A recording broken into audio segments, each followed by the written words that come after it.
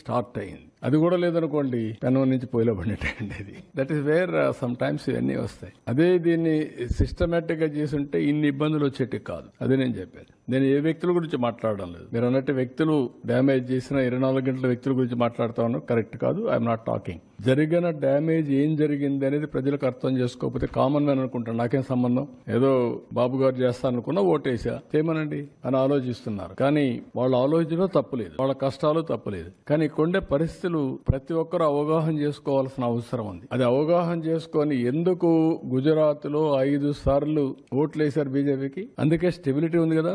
పంజాబ్ ఓట్లు మార్చుకుంటూ వేశారు. ఏమైంది పంజాబ్ ఇప్పుడు? అదే మరి పంజాబ్ మరి వీళ్ళు కానీ గుజరాత్ కూడా వేసి ఉంటే ఒకసారికి అయిపోయేది. అది కూడా పంజాబ్ గుజరాత్ ని పంజాబ్ చేసేవాళ్ళు, రెండు బీహార్ చేసేవాళ్ళు.